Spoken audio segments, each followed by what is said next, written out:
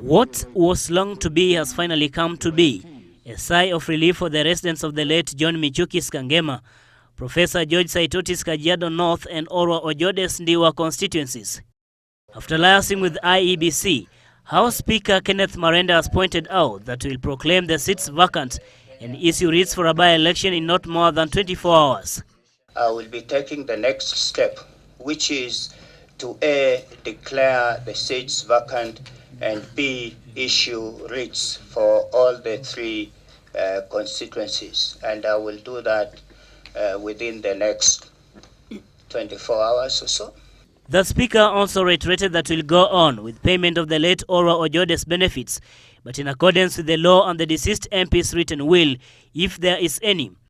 The relevant law that will apply to disbursements or distribution with respect to the Orwa Ojode family will first of all be the Succession Act, which provides for and defines who is a next of kin and who is entitled to benefit from an estate of a deceased person.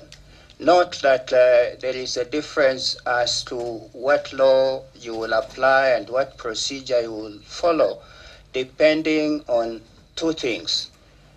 One, if a person dies intestate, then you apply the law as is under the Succession Act generally. But if a person dies and is testate, in other words, they have written a will, then you apply the law, but you bear in mind the provisions of the will. Marende was speaking to the press after meeting the European Union heads of missions in Kenya in his chambers to chart the way forward on IEBC's preparedness ahead of the general elections. The EU ambassador said the electoral body is so far above board in its operations, but said they are not ready to help it fill its financial gap. We are strongly supporting the idea of free and fair, credible and peaceful, to put it the other way around, elections.